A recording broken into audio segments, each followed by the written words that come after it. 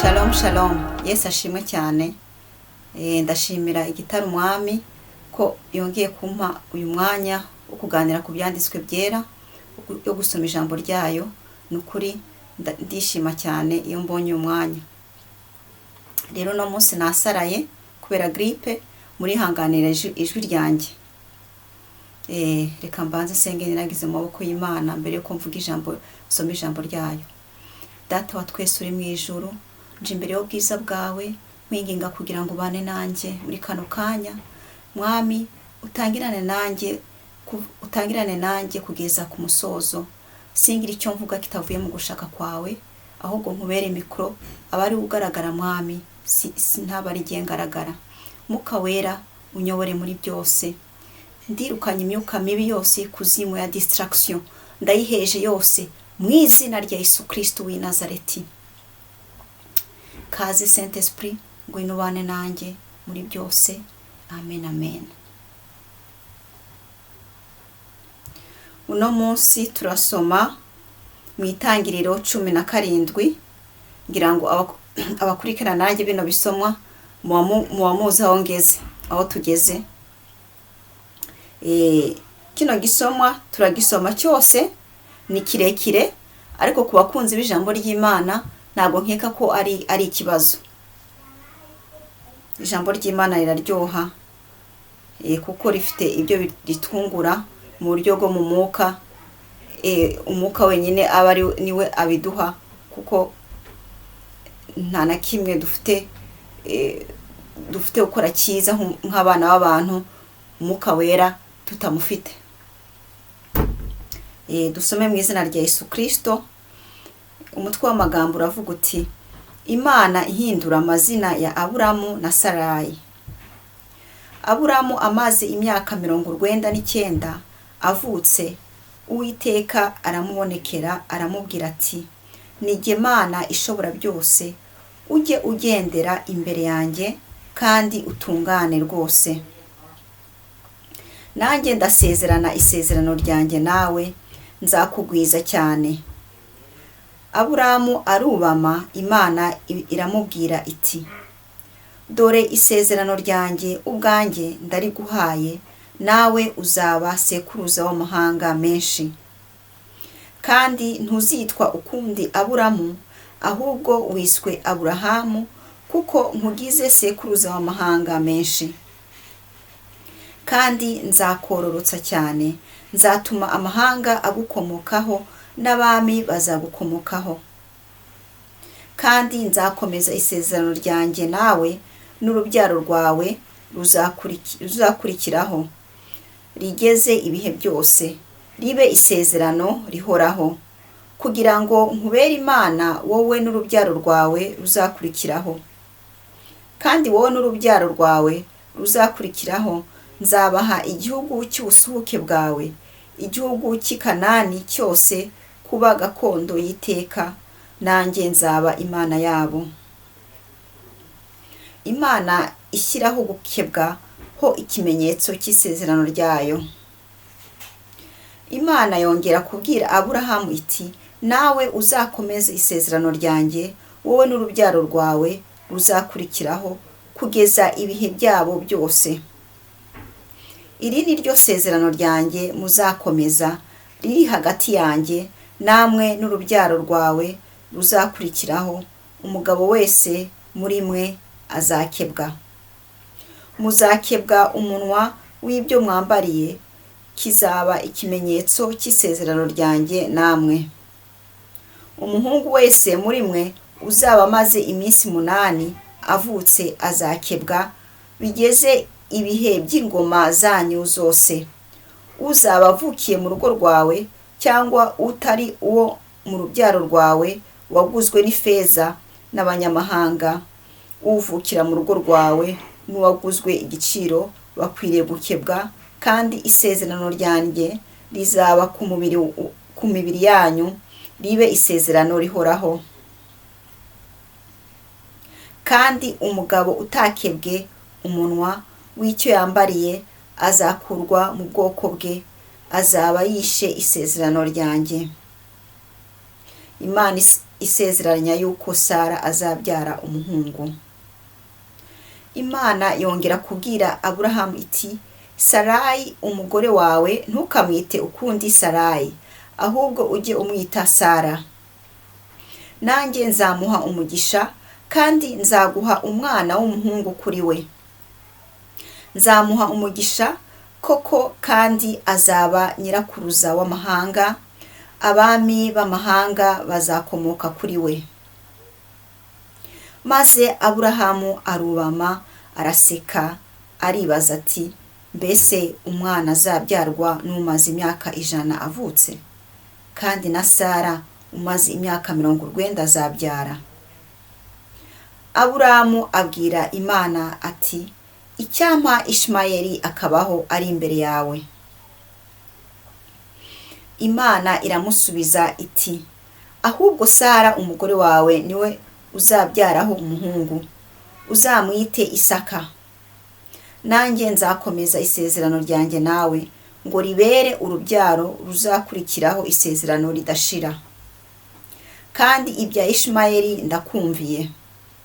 Dore muhaye umugisha, nzamwororotsa mugwize cyane. Azabyara abatware 12, kandi nzamuhindura ubwoko bukomeye. Ariko isezerano ryanjye nzarikomeza na Isaka, uwo uzabyarana na Sara mu gihe nk'iki cy'umwaka utaha, kuko ari cyo nashyizeho. Imana irorera kuvugana nawe, irazamuka ivaho Aburahamu ari. Aburahamu ajyana Ishmayeli umuhungu we n'abandi bose bavukiye mu rugo rwe, nawe yaguze ifeza ze. Umugabo wese wabo mu rugo rwe abakeba kuri uwo munsi uko Imana yari yamutegetse. Aburahamu yari amaze imyaka 99 avutse ubwo yakebwaga umunwa w'icyo yambariye. Ishmayeli umuhungu we yari amaze imyaka 13 ubwo yakebwaga. Ku munsi umwe Aburahamu akebanwa n'umuhungu we Ishmayeli. N'abagabo bose bo mu rugo rwe abaruvukiyemo nawe yaguze n'abanyamahanga bakebwana nawe. Iri ni ijambo ry'Imana. Amen, amen. Ubutaha twasomye ukuntu Sarayi yari afitanye ibibazo na Hagari. Ko Hagari nkuko mwabyumvise nyine yabyaranye, yatwise umwana wa Aburahamu, atangira kwirata kuri Sara,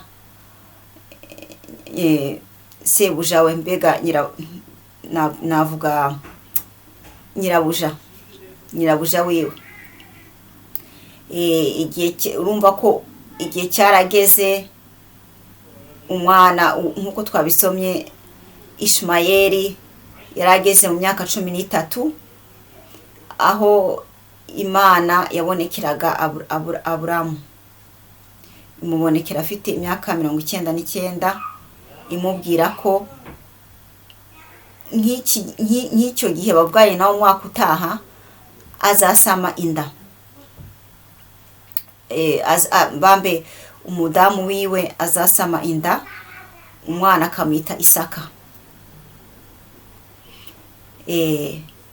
Rero icyo kintu Imana yamubwiye n'izina. Imana yabwiye Aburahamu n'izina ry'umwana, ariko mbere yabanje kubwira Aburahamu ko amuhindura izina. Kuva uwo munsi yavuganye n'Imana, abonekerwa n'Imana afite imyaka 99, yamubwiye ati, uzaba Aburahamu, ntabwo cyitwa Aburamu, kuko uzaba sekuruza w'amahanga. Kandi na Sarayi nawe azitwa Sara, kuko azaba nyirakuru w'amahanga. Urumva Imana yabahinduriye amazina.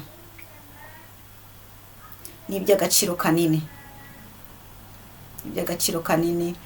Rero nigisekeje nuko igisekeje kandi gishimishije nuko Imana ibwira Aburahamu ko azabyara umwana, agiye kubyara umwana uturuka kwa Sara.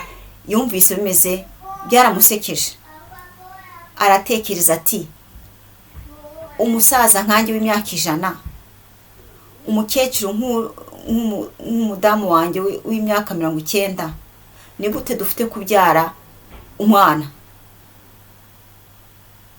Yarabyumvaga akumva ni nk'inzozi. Rero nkuko twabisomye biramusetsa, yumva biramusekeje. Rero bavandimwe, iki kintu ni ikintu gishimishije cyane. Ni gute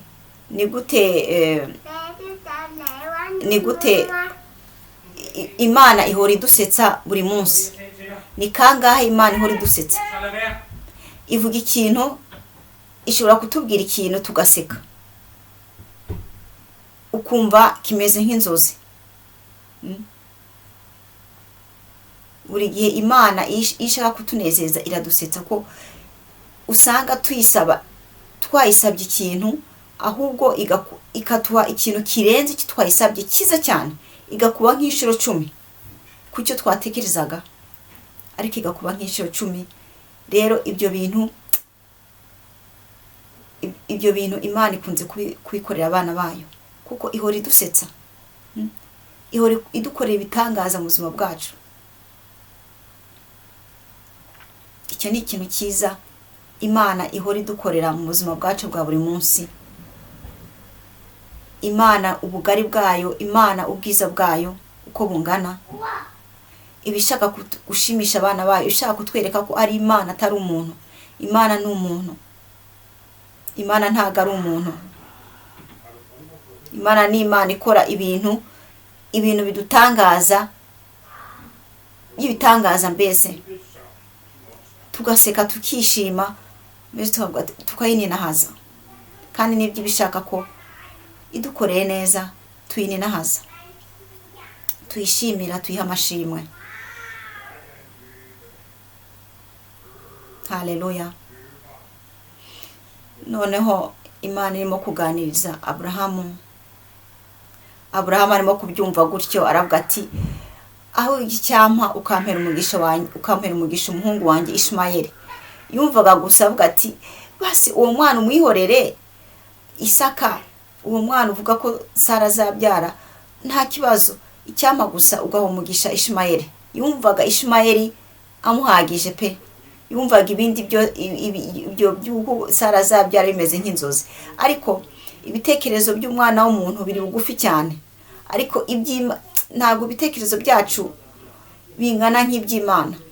Imana ifite ibitekerezo binini cyane, ariko twe tugira ibitekerezo bito cyane, ibitekerezo bito. Ariko Imana ni ngari, Imana nta kinanira, byose irabishoboye. Ikindi nakuyemo cyane nuko ikindi cyanshimishije muri iki gisomwa nuko Aburahamu amaze gusabira umugisha umuhungu we Ishmayeli, Imana ukuntu yamusubije ati Aburahamu, ndakumviye Ishmayeli umuhungu wawe nzamwororotsa, azabyara abatware 12. Urumva, Ishmayeli si yamusabiye umugisha, Imana irawumuha.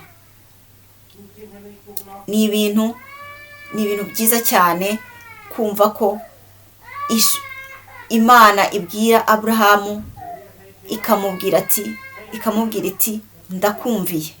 Haleluya.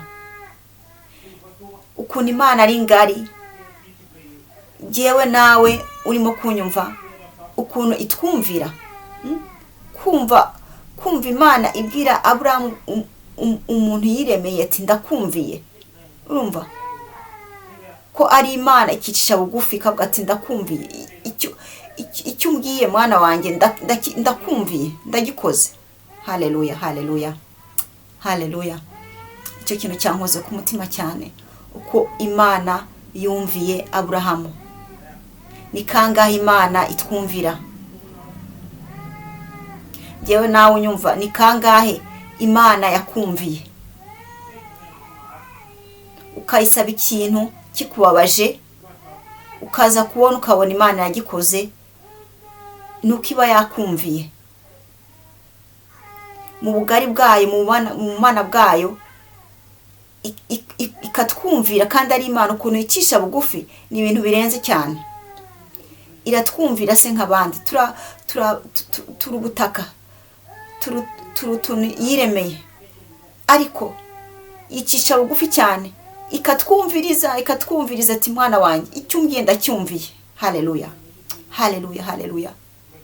Iriya Mana niyo gushima cyane, Imana yacu niyo gushima cyane. Iratwumvira se nkande. Ni gute umuremyi yumvira icyo yaremye? Umuremyi wacu atwumvira, kandi yaraturemye turi ubusa, ariko ikatwumvira. Ni ibintu birenze, nukuri ni ibintu birenze. Njyewe nawe utekereze igihe cyose Imana yakumviye. Imana ijya imaze gukora mu buzima bwawe ni bingana gute? Ibyo wayisabye Imana yagukoreye bingana gute? Wayisabye akazi, wayisabye amafaranga, wayisabye ikintu cyose kikubabaje mu buzima bwawe, yarakumviye. Haleluya, Imana ihabwa icyubahiro. Haleluya, haleluya, haleluya. Ihabwa icyubahiro, ihabwa icyubahiro. Byatumye ntekereza ukuntu Imana yanyumviye. Hariya hose napfukamye nkasenga, nkavuga ati Imana ntabara, Mwami ngeza kuri kiriya, ikabikora, ikanyumvira. Izina ryawe nirihabwa icyubahiro. Haleluya, haleluya. Nuko rero Imana ibwira Aburahamu iti abo mugomba gukebwa, igirana isezerano nawe, mbega ibabwira ko bagomba gukebwa, abahungu bose bagomba gukebwa, bikaba kimwe mu isezerano hagati yabo n'Imana yabo. Muri icyo gihe Imana yashatse ko bakebwa bose abahungu. Niryo sezerano ryabo muri epoke yabo. Ariko se muri epoke yacu dukebwa gute? Muri epoke y'ahangaha yo muri isi, ni irihe sezerano dufitanye n'Imana ritugaragaza ko turi abana b'Imana, rigaragaza ko dufite ikimenyetso cy'uko turi abana b'Imana? Ni ikihe? Nuko twemeye Yesu Kristo, umwana wayo w'ikinege yaturungikiye, tukamwemera nk'umwami wacu n'umukiza wacu. Kuko icyo nicyo kimenyetso cyonyine cyerekana ko turi abana b'Imana, twahinduwe abana b'Imana kubwa Yesu Kristo, umwana wayo w'ikinege yaje kudupfira. Uzamwizera wese akamwemera aba yahawe ikimenyetso cy'uko ari umwana w'Imana. Mu gihe cya Aburahamu bari bafite kiriya kimenyetso kigaragaza ko ari abana b'Imana, ariko twebwe muri iki gihe suko bimeze. Ikimenyetso nuko twemeye umwami wacu Yesu Kristo nk'umukiza wacu, tukabatizwa mu mazi menshi, tukavuka ubwa kabiri. Icyo ngicyo nicyo kimenyetso kiri hagati yacu n'umwami wacu Yesu Kristo, n'Imana yacu. Haleluya. Rero Aburahamu, Imana yaramuganirije, iganiriza Aburahamu, irangije igeze igiceceka nk'uko twabisomye. Irangije isiga Aburahamu aho ngaho yarari irigendera. Bavandimwe, icyo kintu cyatumye ntekereza cyane. Aburahamu aho yicaye aho ngaho, Imana irimo kumubwira. Aburahamu yumvaga yagumana n'Imana amasaha n'amasaha, yumvaga Imana yakomeza kuvuga. Ariko suko bimeze, suko nguko Imana yacu ikora. Imana ntivuga menshi, ntivuga na make. Ibifite ivuga ibikwiriye, ntabwo ivuga menshi, ntivuga make. nk'uko yabitubwiye ko iyo turimo gusenga tutagomba kurondogora, ntitugomba kurondogora, tugomba kwibwira icyo dushaka tudasubiramo nk'abapagani, kuko iba yumvise isengesho ryacu, iba yamaze kubyumva kera ibyo twayisabye. Icyo kintu tugomba kukiga, kandi tugomba kwiga ko Imana yacu iba ifite imirimo yayo, natwe dufite iyacu. Imana ifite imirimo yagenwe nk'Imana, natwe dufite imirimo dushinzwe.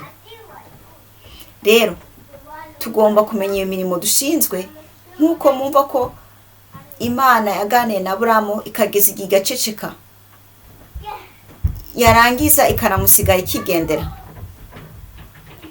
Icyo kintu ni ukugitekerezaho cyane.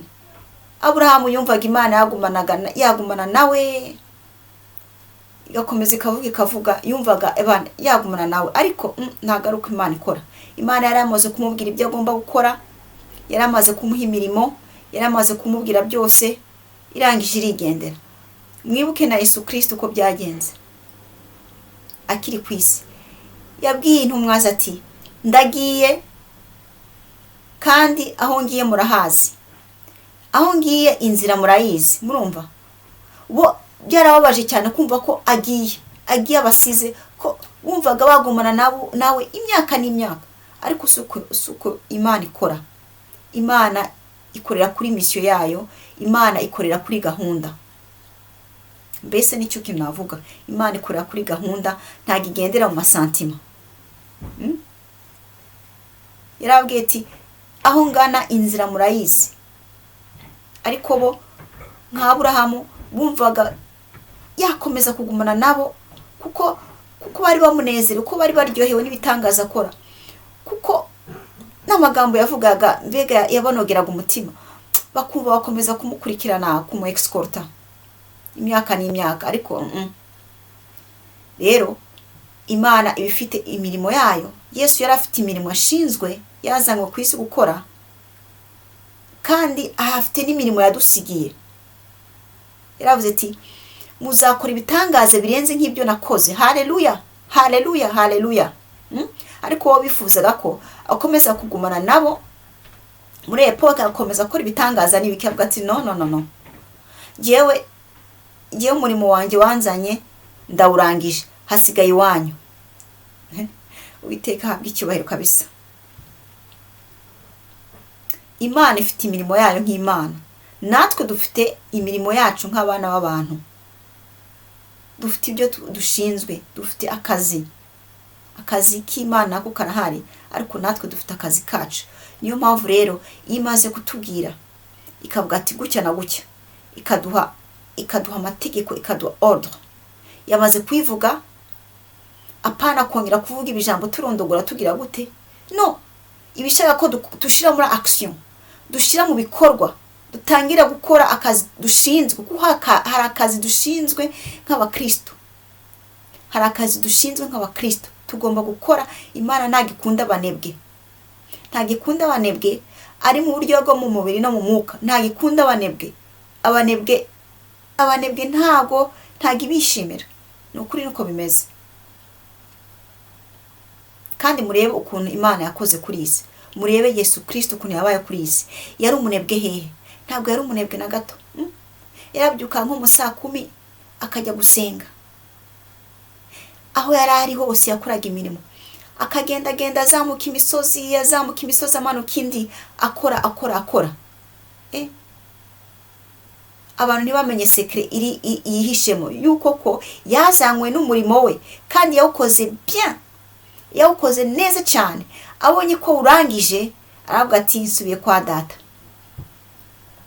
mbasigiye akazi bakora, nabo nibagakore, ko akazi kagenda karangije. Kandi naho ngiye inzira barayizi, uzashaka kujya honjya azaze, kuko inzira arayizi. Unumvuke Imana iteye ubwoba. Imana yaduhaye kuba independent, yaduhaye akazi tugomba kwibuka tugakora. Kandi tugomba kumenya ko Imana ntabwo ishaka ko tuba abanebwe, ari mu buryo bw'umubiri, ko yaravuze ati udakora ntakarye. Kuba umuntu ari muto afise amagara meza ariko akaba umunebwe akanga gukora, ibyo ni ibiki? Ntabwo ari ibintu ibyo, ntabwo Imana ibyishimira. Gukora bituma tugira umusaruro, bigatuma ndetse Imana yaduhaye umugisha wo kugira ku kazi, wo kugira iyo mirimo, dufasha abatishoboye, tugakora iyo mirimo mbega yadushinze gukora, tukabasha kuyikora, tukabasha gusapotinga abatishoboye. Murumva ko ari ugukora mu buryo bwo mu mubiri, ari ugukora mu buryo bwo mu mwuka, tukibuka gusenga, tugashira umwete, tugafata umwanya wo gusenga, nubwo rwose twaba turi busy. Ibyo ndabibabwira kandi nanjye mbyibwira. Ndi umuntu ushobora guhuza cyane kuba ndi mu mirimo mbese ikantwara umwanya, ugasanga umwanya wanjye wo gusenga ubaye mukeya. Icyo kintu ndagisaba Imana cyane kugira ngo igikureho mu buzima bwanjye, kuko gusenga ni ubuzima bw'umukristo. Gusoma ijambo ry'Imana bugomba kuba ubuzima bw'umukristo bwa buri munsi. Ntabwo Imana ikunda abanebwe, nk'uko mwabyumvise, iduha ordre hanyuma yarangiza igaceceka ikigendera, ahasigaye tugakora cyangwa tukareka. Iyo yaduhaye shwa. Haleluya, haleluya, haleluya. Izina ry'Uwiteka rihabwa icyubahiro.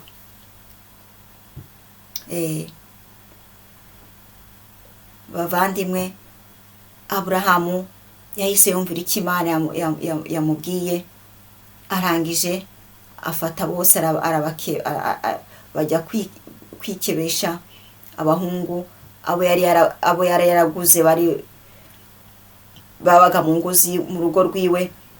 Muri epoke ya Aburahamu abantu baragurwaga nka za marchandise, nk'uko wavuga ati ngiye ku isoko kugura amatomate, cyangwa ngiye ku isoko kugura impuzu nziza, ugacagura. Mbese muri epoke ya Aburahamu abantu baragurwaga nka za marchandise, ugacagura. Wenda hari abacagura abagabo bakomeye bafite za muscle, bakavuga ati uyu nguyu azakora imirimo ikomeye, cyangwa gute. Buri muntu wese yacaguraga uko abishaka. Rero Imana yambwiye ko aba mu rugo rwiwe bose bagomba gukebwa. Niki twakumva aho ngaho aya masomo? Numva ko ufite abantu mu muryango ucumbikiye, bigisha ijambo ry'Imana, babwira agakiza. Wowe wagiriye ubuntu ukabona agakiza, bigisha ijambo ry'Imana, bahabwa agakiza kuko wagiriye ubuntu. Niba ufite abakozi mu rugo batarabona agakiza, bafashe kugira ngo babone agakiza. Ntitukigungane twenyine agakiza, ahubwo tugahe abo tubana nabo mu rugo, abo duhaye indaro se, abakozi bacu, twibuke tubaha agakiza, tubaganishe gakiza, kugira ngo nabo bacika abana b'Imana, bagire ubwo buntu.